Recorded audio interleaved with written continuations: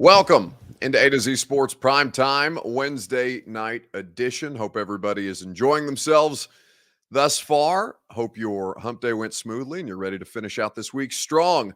We are going to talk about quarterback carousel. A lot of different moves being made in the NFL, and one in particular that should settle any debate for the Titans quarterback situation. We'll talk about impact players, the most impactful free agent that we think the Titans have signed thus far. Our Wednesday end of show is rising and falling, whose stock went up and whose stock fell over the course of this last week in sports. We're going to have a lot of fun and a lot of good content to get into. But before we get that content to you guys, I need you to share this show. If you're hanging out on YouTube like Brad Lipford or Silas Paul, YouTube or Twitch, that is, you can subscribe to the channel, throw a like on a video, and we would be grateful for you that way. You can tell a friend to do the same if you have done both already. If you're on Facebook Live like Rick Bates or Corey D. Jackson, you can share now to public. That's in the bottom left-hand corner of your screen. And if you're hanging out with us on Twitter, please do us the courtesy of retweeting the show. That is available to you in the bottom right. We are going to have a lot of good stuff for you guys tonight. Pat McAfee's stock went up after today's show. Well, certainly we can talk about Pat and the appearance that Aaron Rodgers made, because I think that has settled a couple of different quarterback situations, including the Titans. Let's go ahead and get into it. Welcome into A to Z Sports Prime Time from the Superbook Sports Studios. I'm your host, Buck Rising, and I'm proud as always to be presented to you by the Ashton Real Estate Group of RE/MAX Advantage. GaryAshton.com, the intel edge you need to succeed, can be found with the official real estate agent of the Preds and this streaming show, GaryAshton.com. TrueMap Fitness in the Gulch. Get your first workout free and change your life. Get shredded for summer with the best fitness program around at TrueMapFitness.com. Superbook Sports, where you wager on the NBA and all of the different things that are going to be available to you once college basketball's tournament gets off and rolling. Superbook.com for terms and conditions is where you go. So, the Titans quarterback situation, I think, is now entrenched. I think that Ryan Tannehill is going to be the Tennessee Titans quarterback in 2023. I think that for a variety of reasons, but the last major domino that I felt was in play was Aaron Rodgers being non-committal to the Tennessee Titans. So with that being said, we've all been held hostage by Aaron Rodgers this entire offseason. It's the third offseason in a row where, whether he intends to or not, he has completely engulfed the NFL news cycle, and the NFL news cycle already engulfs everything else happening in sports. So at the NCAA tournament, what's happening in the NBA, anything even tangentially hockey related. Aaron Rodgers has completely engulfed all of these things, and going through the last couple of months, this is the third year in a row that he's done it. So the Jets have been in wait and see mode until they get a more firm commitment for Rodgers, until they can agree to terms on a contract and a trade to get him from the Packers to New York. And with all that being said, while the Jets were in wait and see mode, it felt like that was a great option for Ryan Tannehill if the Titans felt that they needed to trade him. Now, I will say this before we get into the conversation. There's been two different trade rumors, big named players, rumored to be both either getting calls from other teams about or being actively shopped. Derrick Henry, we know. Kevin Byard is another name that was brought up by Mike Lombardi on the GM Shuffle podcast, former NFL executive. The statement from Mike Lombardi today was they're trying to get him to take a pay cut. If he doesn't take a pay cut, they're telling him that they're going to cut him. Now, that's the first I've heard of any kind of movement around Kevin Byard whatsoever. And whether they trade, cut, or restructure pay cut-wise, Kevin Byard, that remains to be seen. But you know who I haven't heard a single word about all offseason? Movement-wise, that is. I haven't heard a single rumor, not a single insider's tweet, not a peep about the status of Ryan Tannehill in Tennessee. You haven't heard any discussions of him being moved. You've heard him posed as potential trade targets for other teams that are that have quarterback needs and who make sense for a veteran who's good enough to win you a certain amount of games, but needs a better situation than the one that he's currently occupying in Tennessee. You haven't heard anything at all about them moving on from Ryan Tannehill. Think about it. Ian Rappaport, Adam Schefter, Diana Rossini, Tom Pelissero, anybody here locally. You've heard discussions about Derrick Henry being shopped. You've heard counter reports or reports countering that initial report saying that they weren't actively shopping Derrick, but that they were listening to calls. Either way, somebody is inquiring about Derrick Henry and his availability.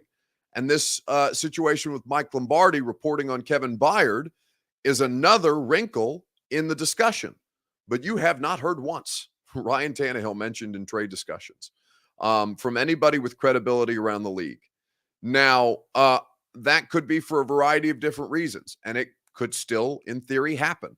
But I think Aaron Rodgers declaring himself today, maybe not outright definitively, but more declaratively than we've heard from Aaron Rodgers in quite some time, I think that removes Aaron Rodgers or that removes the Jets from the Ryan Tannehill discussion. And I think that almost guarantees that Ryan Tannehill is going to be the quarterback for this team in 2023.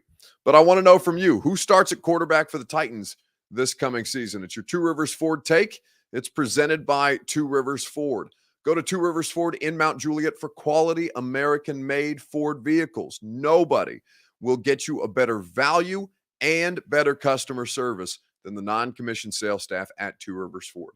They don't put pressure on you throughout the course of the car buying experience. And no matter how you like to shop, Two Rivers Ford is prepared to do business with you in a way that you will enjoy. Two Rivers Ford in Mount Juliet or online at tworiversford.com. So, Aaron Rodgers is planning on playing for the Jets. At least that was according to him on his Pat McAfee show appearance earlier today. So at this point, as I sit here, I think since Friday, I made it clear that my intention was to play, and my intention was to play for the New York Jets. Okay. And I haven't been holding anything up at this point. It's been compensation that the Packers are trying to get for me and kind of digging their heels in. So I would just I think it is interesting at this point to step back and look at the whole picture. My side, love and appreciation, gratitude for everything that Green Bay has done for me. So much love and gratitude and just heart open for the Packer fans. Hell yeah. And what it's meant to be their quarterback. And also the reality of the situation, it is what it is. The Packers would like to move on. They've let me know that in so many words. They've let other people know that in direct words. And because I still have that fire and I want to play and I would like to play in New York, it's just a matter of, getting that done at this point. Okay. So, Aaron Rodgers playing for the Jets. It seems that he wants to, and Green Bay is holding things up. Now, how that works out remains to be seen, but it would fill a need for the Jets at quarterback and eliminate Ryan Tannehill from any future consideration. So who starts at quarterback for the Titans next year? Kevin Jones says Tanny, Willis, and a practice squad player will have a rookie or a veteran. Well, all three of them can't start. Now, maybe Willis ends up starting a game or two if Tannehill gets hurt like we saw last year, but we will see. Malik is working very hard to improve. Yes, I've seen a lot of video in particular of him working out with a couple of the skill position players who were in town. I saw him throw into Racey McMath and Kyle Phillips at, I think it was Vanderbilt's facilities, maybe Lipscomb's facilities the other day on Instagram. So good to see him getting some work in with some guys that he's teammates with, a couple of other players on other teams who are in town for the time being. Marlo says Tannehill, TJ Stewart official on Twitch agrees. Richie Guzman says Max Duggan. You better hope not, because I think Max Duggan's going to stink in the NFL, and he's a projected backup at best. Karen, Corey, and Bobby Carter all say Tannehill. Ty Kendrick on Facebook Live says Lamar Jackson will start for the Titans at quarterback next year. I'm fascinated to see what happens with Lamar.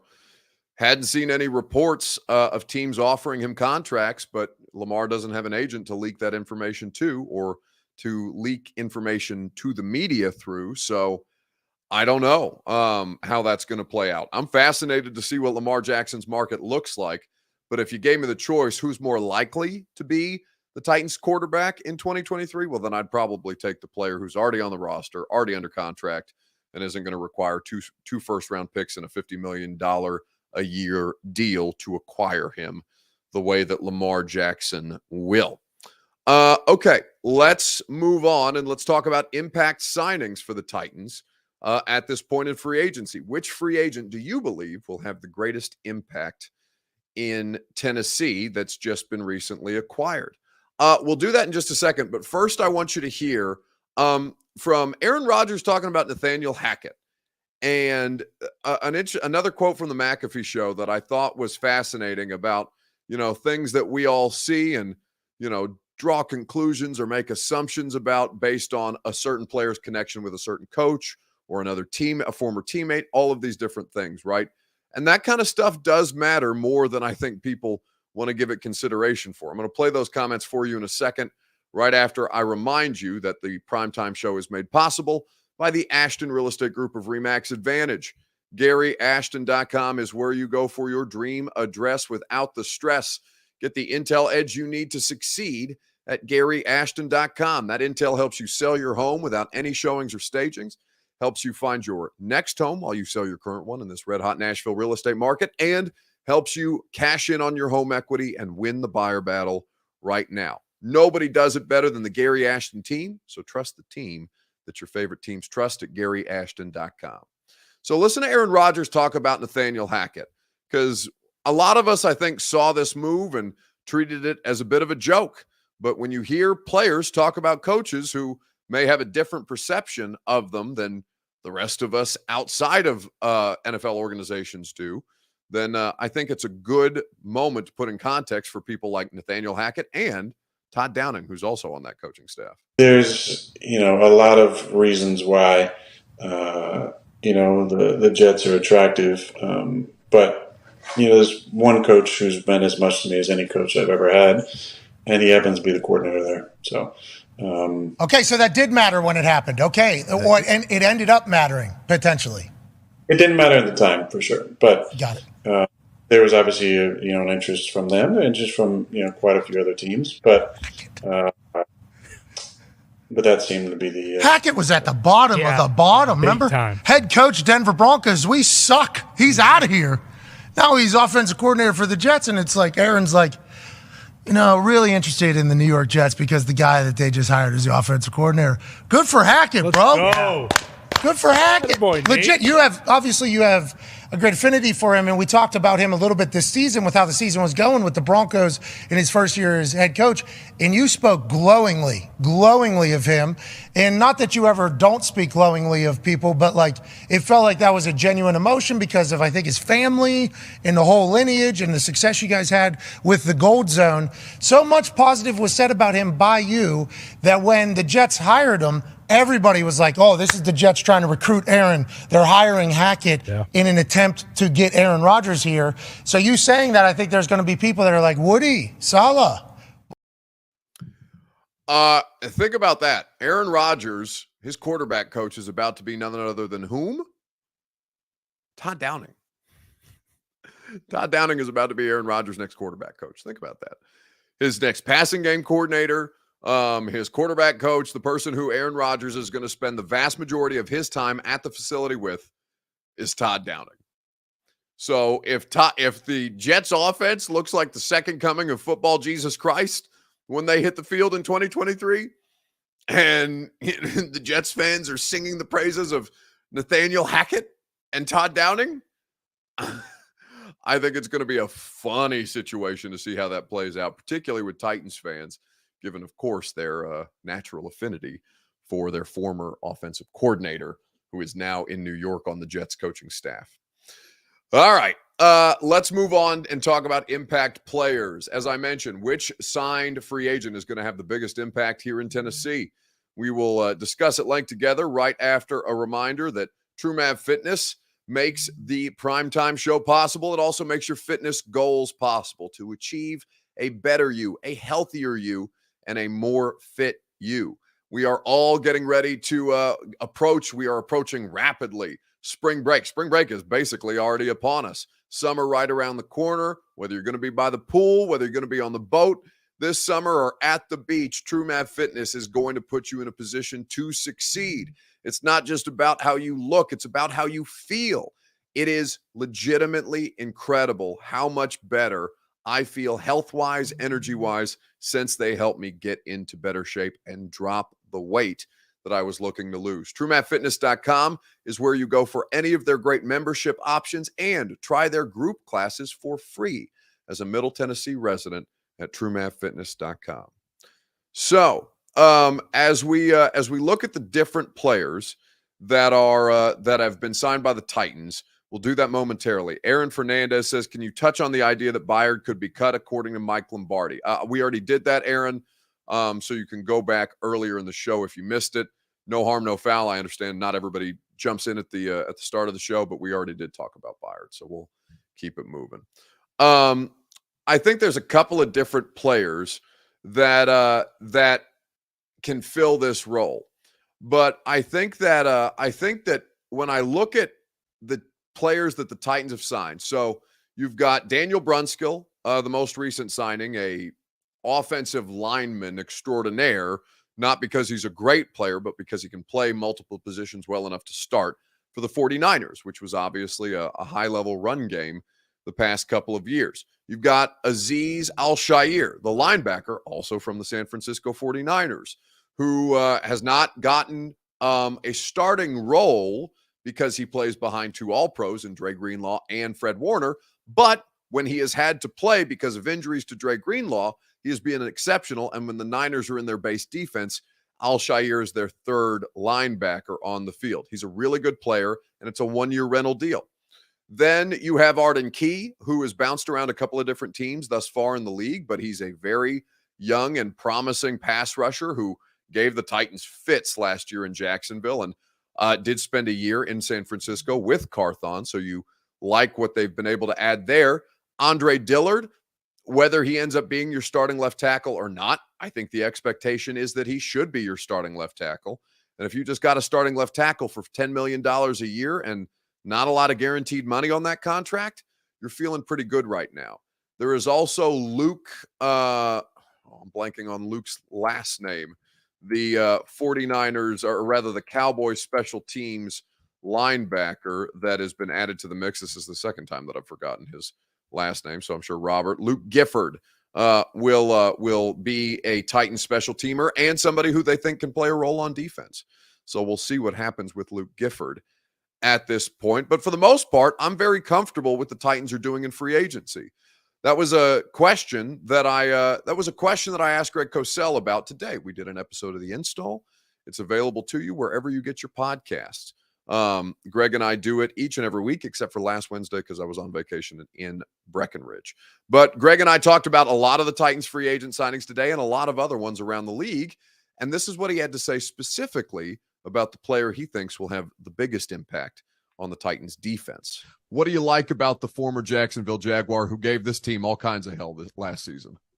Really liked Arden Key. Going back to when he was with the Niners a few years ago, we saw the same thing in Jacksonville this year. He's multi-positional. You can line him up inside. You can line him up outside. He's got length. He's got quickness. He's a good pass rusher.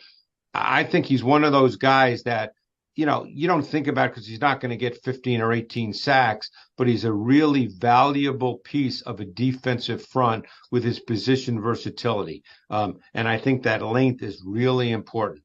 You probably remember being in SEC country coming out of LSU. When he got to LSU, he was supposed to be, the next guy. I mean, LSU has a lot of guys who are the next guy. Sure.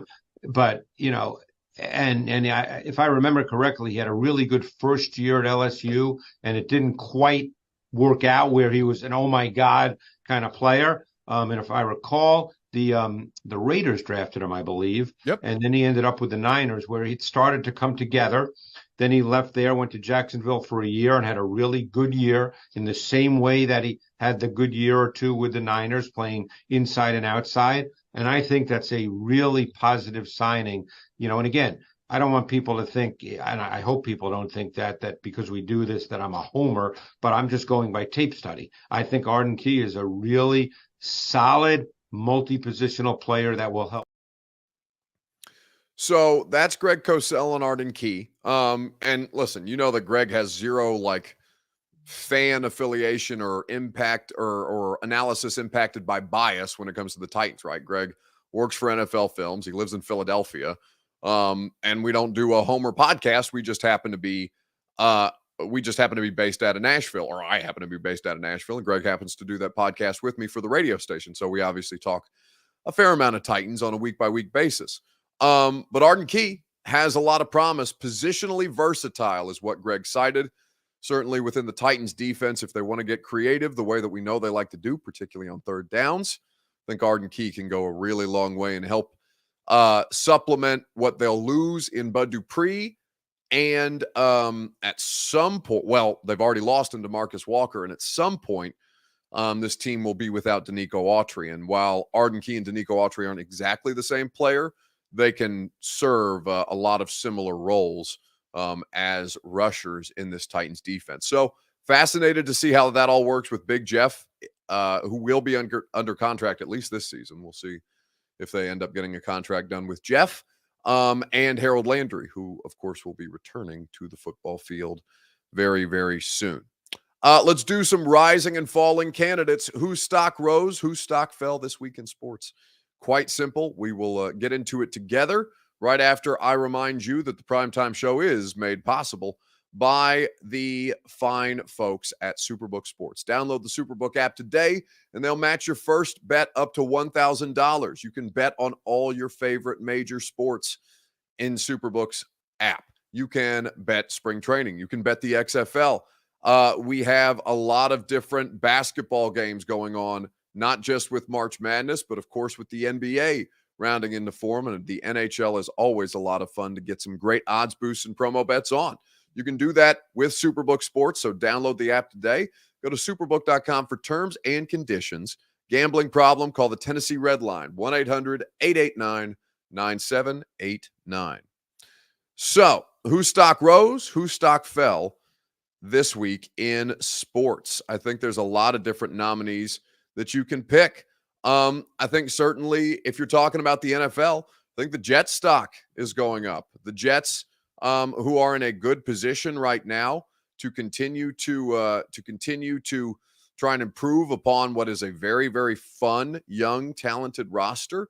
It seems that they're going to add Aaron Rodgers at this point, and Rodgers on the Jets will make for compelling football, right, wrong, or indifferent. We'll see how actually competitive they are on the field, but I know he's going to be better than Zach Wilson, and I have to imagine that he's going to be better than Mike White or Joe Flacco. So at least if they're getting semi-competent quarterback play from Aaron Rodgers, who we know is still capable, then I think the Jets are going to be all right.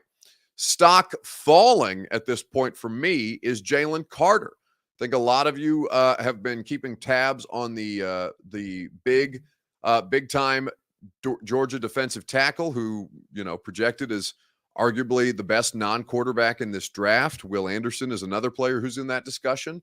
Jalen Carter's obviously been caught up in a lot of legal situations in the last couple of weeks, and apparently at his Georgia Pro Day, things did not go very well. Kevin, after not working out in front of scouts at the NFL Combine, Jalen Carter was hoping to answer any questions they may have had about his skills or personal character at Georgia's Pro Day. Carter weighed in 9 pounds heavier than he was at the Combine and elected to only participate in position drills. He started off explosive, showcasing his first-round talent, but he was unable to complete the drills due to cramping. That didn't stop one scout from telling me there's still no way he sees Carter falling outside of the top 10 picks. Carter, who was hoping to provide answers, left all 32 NFL teams who were in attendance with even more questions. Not what you want. Jalen Carter, who's probably still going to end up being a first-round pick, despite all these problems. I was talking to a lot of people at the combine who, I know. Listen, I don't know Jalen Carter personally. Don't know him. Don't know him at all. Right? He didn't speak at the combine, so I haven't even had that much interaction with him. So for me to make any kind of character assessments just based off what people are telling me without meeting the guy, I hesitate to do that. Right? But he's not personally well regarded by a lot of people in the NFL, is what I'll say. Now, whether that's justified, whether that's hearsay, whether that's somebody trying to tag his draft stock so Jalen Carter will fall to them in the draft, I don't know. It's a really tough time of year to try and wade your way through all the lying. But a lot of people that I trust have told me that they don't feel great about the person that Jalen Carter is, compounded with the legal situations, the fact that he's showing up out of shape and can't complete his drills at his pro day. Major Key says Isaiah Wilson syndrome all over again. Well, Isaiah was a really, really bad first. I mean, Isaiah Wilson might be the worst first round draft pick in the history of football. Truly, he might, for as little as he contributed to his football team. And I was reminded of that when I heard or when I saw the package that producer Robert was able to find from a local news station in, I think, Georgia. I don't know if it's Athens or Atlanta or somewhere else, but a local news station in Georgia was covering the story, and they had comments from both Nolan Smith and Kirby Smart that reminded me exactly of the Fox 5 in Atlanta. Thank you very much, Robert. Fox 5 in Atlanta had this video package discussing the Jalen Carter story with some very, very high praise from Kirby Smart. Yeah, he's a generational talent. He's very talented. I've been around, coaching for 18 years, and there's very few guys I've coached that have the talent that he has.